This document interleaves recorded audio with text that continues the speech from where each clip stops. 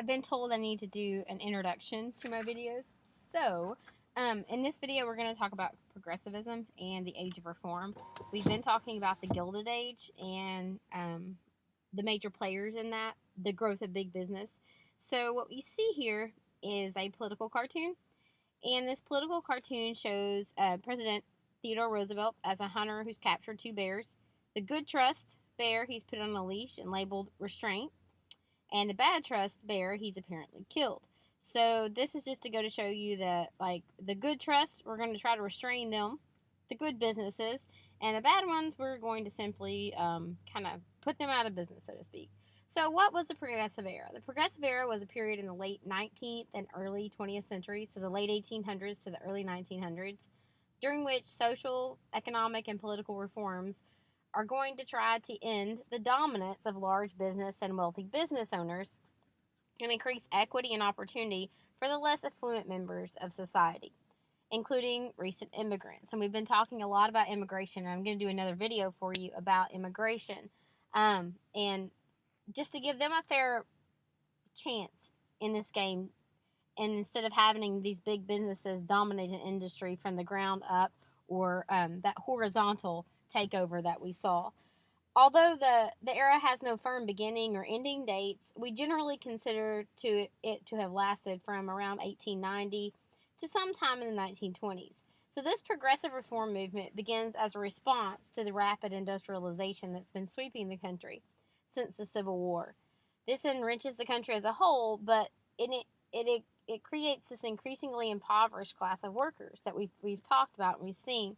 They often live in urban slums, they work in unsafe factories, and the rapid pace of economic growth provides opportunities for new immigrants, but at the same time, it creates some very dangerous working conditions for people who took advantage of these job opportunities. And political corruption is also going to increase, particularly in the cities. And a lot of times, these political machines are going to take off, and they're going to try to take care of these immigrant workers, these ones that don't really have a voice for themselves. And we're going to see the negative results of that. So these progressive leaders came primarily from the white, middle, and upper classes, and they're aimed at making changes at the local, the state, and the national levels. Journalists, social workers, politicians, and other progressive reformers become involved in a multitude of reform initiatives, including legislation, urban sanitation, and beautification efforts, social services, and labor organizations. So we're going to cover the Progressive Era in this. I'm going to try to split it up into some manageable chunks for you, probably no more than 30 minutes at a time. So let's look at these essential questions that we're going to try to answer. Why did the Progressive Era begin? What social, economic, and political factors contributed to the movement towards progressive reform? How did the issues prominent during the Progressive Era and the changes that occurred then affect the lives of immigrants, African Americans, and women? How did the social and moral values of white, middle, and upper class citizens influence Progressive Era reform agendas? In what ways did progressive reforms depend on the work of individual activists? In what ways did they depend on the participation of larger groups of people? So that's what we're going to be looking at, what we're going to try to answer throughout this talk that we're going to have. Sorry, left one off. What impact did political leadership have on shaping progressive reforms?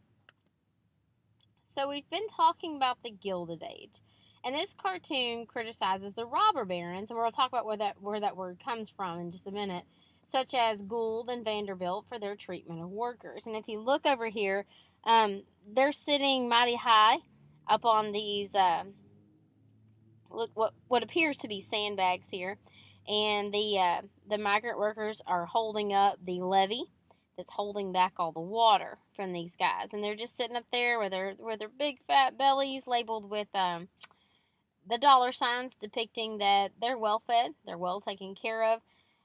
Meanwhile, these guys are having back-breaking labor in order to take care of these guys. In the 1870s and the 1890s, this Gilded Age brings about dynamic economic growth. So during this time, the United States becomes the world's foremost industrial power. We see the Industrial Revolution take off after the War of 1812, but it doesn't really happen full scale until post-Civil War. So you really see the Industrial Revolution take off then. So this increasing industrial activity, particularly in the Northeast, attracts immigrants, into to work in factories and enrich the industrialists and the financiers who owned and funded the manufacturing companies. These wealthy individuals include Cornelius Vanderbilt, J.P. Morgan, John D. Rockefeller, Andrew Carnegie, and others, many who remain prominent to this day. Their names are part of corporations, universities, foundations, and other institutions. During this era, many corporations consolidate into trusts. Remember those trusts or mega corporations that control nearly all of the manufacturing and distribution in a particular industry.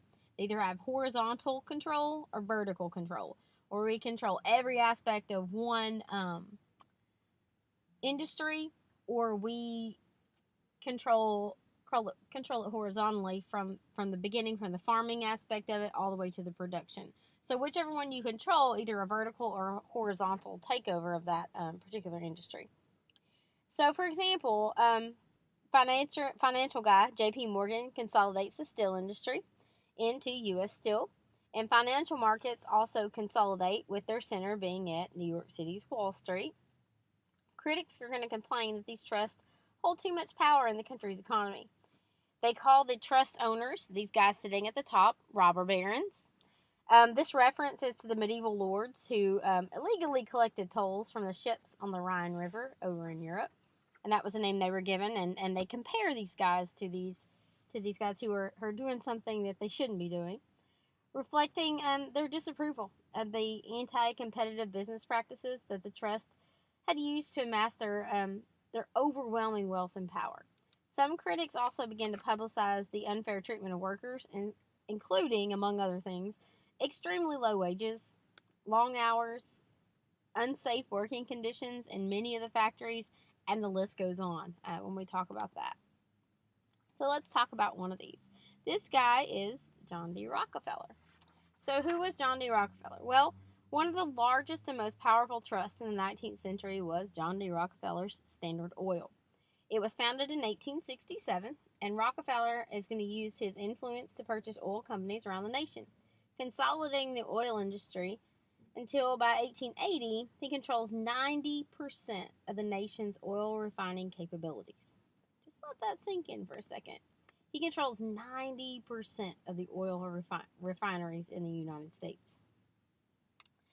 Rockefeller then purchased companies that produced and sold petroleum products. Thus, Standard Oil would control virtually the entire petroleum industry.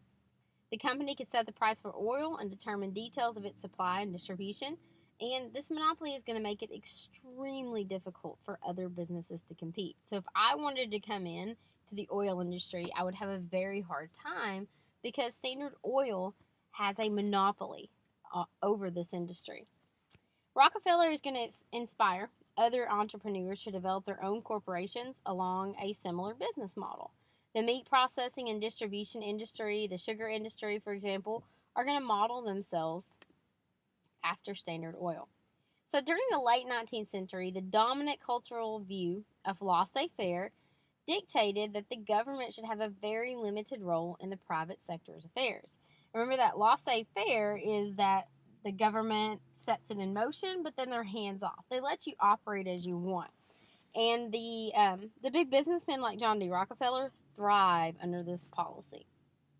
So despite this attitude, opponents of Standard Oil and other monopolies are going to press the government for some regulations, even before 1900. In 1890, for example, Congress is going to pass the Sherman Antitrust Act. It's going to have very little impact for a decade after its passage, but it's going to come back around the turn of the century. This Sherman Antitrust Act is going to prohibit unlawful restraint and monopolies.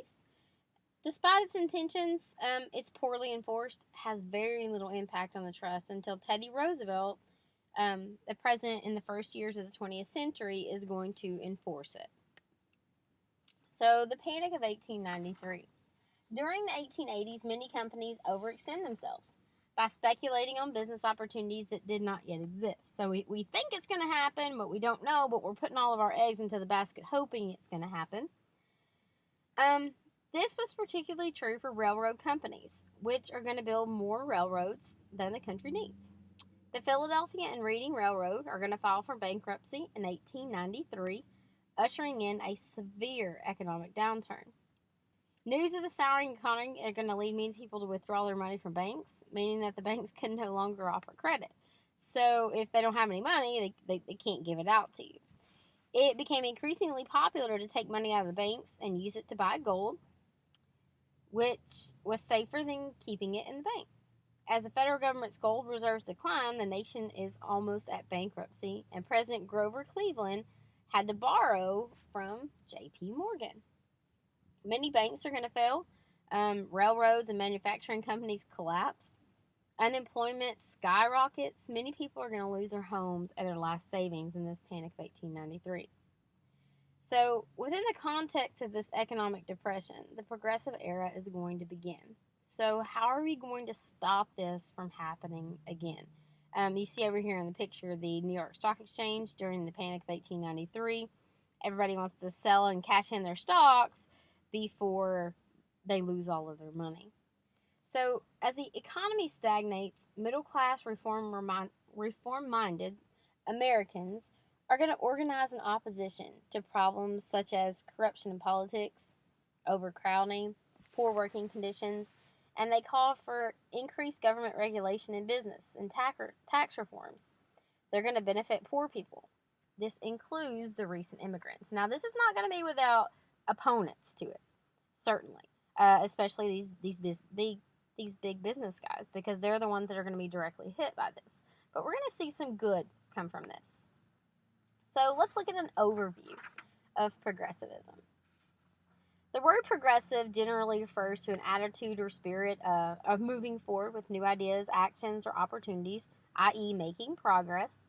So during the late 19th and earliest 20th centuries, a variety of organizations and interests are going to come about to combat the perceived injustices of the Gilded Age.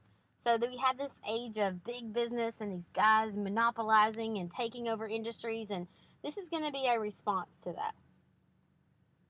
This movement is going to collectively be called the progressive movement. Rather than being a single cohesive movement, progressivism is kind of a conglomeration of a lot of interests and goals, mainly falling into three broad categories: social, economic, and political reform. Progressivism at the state and local level. Progressives are going to want a lot of change, and they're going to find that they can easily attain it locally or statewide rather than nationally. So progressive state and local laws and programs are going to outnumber the national ones because they're going to see progress. They're going to see fruits of their labor, so to speak, rather on the local and state level rather than the national level. So local initiatives are going to include expansion of high schools to promote education beyond the elementary level. I talked to you guys the other day and told you that this idea of secondary education being so important and the way that schools are geared today comes out of this era of progressivism. John Dewey being one of the most important people that bring about the change and helping school look a lot like what it looks like today. Playground construction, reorganization of city governments to increase efficiency and reduce corruption. Many cities are going to elect progressive mayors to help curb corruption in city politics. Progressive reformers succeed in improving the condition of streets and sewer lines, adding parks, and otherwise making cities more attractive. Settlement houses, described in just a minute, are going to help champion progressive causes in the cities. So many states pass laws regulating the number of people who could live in a given space, reducing overcrowding. Remember, we talked about overcrowding being a problem because as fires break out, we're not going to be able to stop it because we have so many people living in so many areas and just so many tenements in a very small location that fires are going to be a real threat during this age. But other laws are going to mandate that factories take certain safety precautions. They'll institute workers' compensation, and restrict child labor. Minimum wage laws also are going to take effect in several states. Wisconsin Governor Robert La Follette puts his state at the forefront of the progressive reforms. During his tenure from 1900 to 1905, the state legislature is going to enact laws to dissolve monopolies, increase taxes on railroads, preserve forests, and establish direct primary elections. So voters are going to directly choose their candidates, which, believe it or not, at this time wasn't always the way that it happened. La Follette is going to continue working towards progressive reforms as a senator. Successive governors, the ones that came after him, are going to regulate the railroad and insurance industries. They're going to establish the first workers' compensation program, mandate factory safety, and limit women and children's work hours. One of the most common problems during this time is the overworking of the population. Children are going to be working 10, 12, 14, 16 hours in these factories in order to have enough money to take back and to contribute to their families. So where do women fit in these progressive reforms? So during the progressive era, many women are going to begin working for social and political causes in a lot greater numbers. Many women, primarily from the upper and middle classes, are going to join progressive organizations. There's a reason for that. They're the ones who have enough money to do this. The women in the lower class, typically they're going to need to be working rather than now making these social reforms happen. So they're going to come from your upper and middle and upper class women. But they're going to become leaders in reform regarding child labor, urban sanitation, education, and a lot of other social issues. Many women feel a moral obligation to become involved in these causes. For example, some are going to be outraged learning about child labor, the unsanitary conditions that these people are living in these tenements. And again, we're going to revisit that in a little bit. Females, as well as some male progressive reformers, are frequently view reform as increasing the moral behavior of immigrants in the working class, who they often view as coarse and indecent. And in this regard, the women's progressive reform work was closely linked to the temperance. If you remember back from your 8th grade year, temperance is the curbing the use of alcohol. Not getting rid of it, it's not prohibition, but it's the idea that we need to drink less than we do now, and other moral causes. Many women are going to join organizations such as the Young Christian Women's Association, the WYCA, the National Consumers League to promote progressive reforms. Women are also going to become leaders in the settlement house movement and the social work profession. So they're going to work to make the country a better place. We talked a little bit about muckrakers, and there was some stuff about this in one of the John Green videos where he reads the letter, and he talks a little bit about muckraking, and we talked about it as well, but we're going to revisit the idea again here. So Jacob Riis was one of the first major writers who came to be known as muckraking. President Teddy Roosevelt is going to coin the term. He comes up with the term muckraker in 1906 to describe the work of journalists who exposed the problems of business and government corruption, child labor, prostitution, racial discrimination, and a lot of other issues that are going on in the U.S. at this time. So Roosevelt uses this term negatively.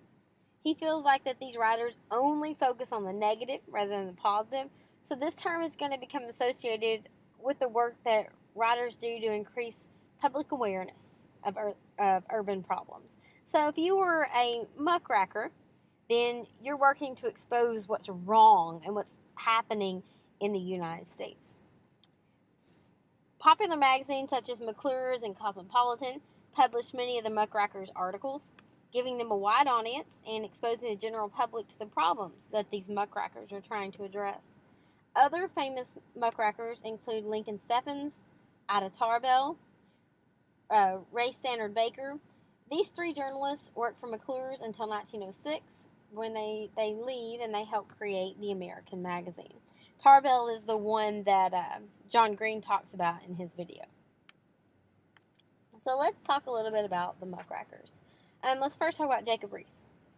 So, the reform movement of the progressive era gained momentum as conditions for the poor and working class become increasingly publicized.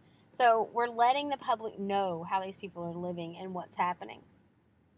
One of the earliest and most influential individuals to inform the middle and upper classes about the lives of the country's urban poor was this journalist, Jacob Riis. As a police reporter for New York newspapers, he visits many of the impoverished neighborhoods, mainly the housing of the recent immigrants. He photographs and writes about the conditions he witnesses in tenement houses, their large, crowded apartment buildings, and on the streets in the urban slums and in the factories. And he kind of puts this in the face of the American public and says, hey, this is what's happening, okay? Do you see this? He's going to use his camera with a flashlight powder, enabling him to take photographs in dark tenement rooms. He's also wrote essays documenting the conditions he sees. And when newspapers and magazines publish his photographs and his writings, the public is going to gain a better understanding of the impoverished conditions in which many of the New Yorkers and residents in other cities as well live. And so, in stark contrast to the opulent lives of the industrialists and the financiers, like, this is how the majority of the American public is living. He publishes a major work, How the Other Half Lives, which includes many of his photographs and essays. He does this in 1890, and he enables members of the middle and upper class to witness the lives of the other half being the urban poor of American society. So Riis's work is really going to help set the stage for many progressive urban reform initiatives. Let's look at an excerpt from his book, How the Other Half Lives. Long ago it was said that one half of the world does not know how the other half lives. That was true then. I did not know because I did not care. The half that was on top cared little for the struggles and less for the fate of those who were underneath. So as long as I was able to hold them there and keep its own seat, there came a great time when the discomfort and crowding below were so great and the consequent upheaval so violent that it was no longer an easy thing to do, and the upper half fell to inquiring what was the matter. Information on the subject has been accumulating rapidly since, and the whole world has had its hands full answering for his old ignorance. Okay, after reading this, I want you to reflect in your notes on some questions. Who are the two halves that Riis is referring to? Who was on top and who was on bottom? Why did the upper half fall into inquiring what was the matter? Which half did Riis most empathize with? And at the time Riis wrote this paragraph, the problems he described continued to exist in New York. Why do you think he wrote this introduction from the perspective of the future? What message might he have been trying to convey to his audience? If you'll think about those questions. What you're looking at right here are some photographs from Jacob Riis. And as you look at these photographs, I'm going to ask you a few questions about them. On the left-hand side, you have the dens of death, and on the right-hand side, the 5 cents lodging on Bayard Street. So what does each photograph show? What do these photographs reveal about living conditions in the tenements? What do they tell you about what it might have been like to be a tenement resident? Why do you think Riis chose to take these photos, and why did he publish them? And imagine that you were a middle-class American seeing these images for the first time. What might your reactions have been? So if you'll think about those questions and reflect upon the answers to those questions in your notes. Remember, look at the photographs as you're answering the questions.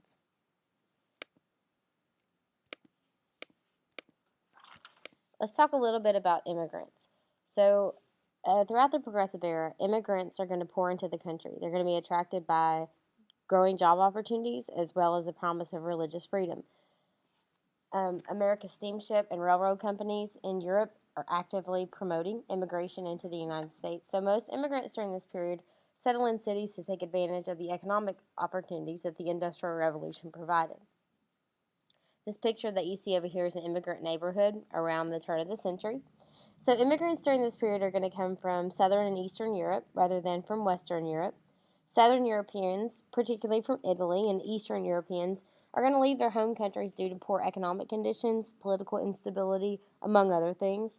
Steamship companies are going to encourage them to journey to the U.S., promising better economic opportunities across the Atlantic over here in the United States. Jewish immigrants are going to seek escape from religious persecution in the Eastern European countries. And immigrants during the late 19th and early 20th centuries typically are going to inhabit urban ethnic enclaves, neighborhoods where people come from the same country. So you'll have little districts within each town where the people of a similar heritage are going to kind of congregate and live. Here they're going to set up stores, religious gathering places, and social networks. They tend to be the least affluent parts of a town, meaning that it's not where the money was, and they often lack efficient sanitation systems. So these neighborhoods become very crowded due to increasing immigration, and urban infrastructures, like the buildings, couldn't accommodate the number of people, and they're also going to face prejudice and discrimination by people who were born in the United States. Many immigrants are going to find jobs in the growing number of factories here in the United States, and they often do work that American born people would not.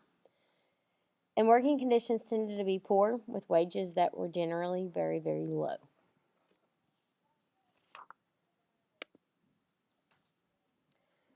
We're going to end this conversation right here. When we start back next time, we'll start with Jane Addams and the Hull House and some of these responses, these reforms to what was going on with these immigrants and these tenements within the United States.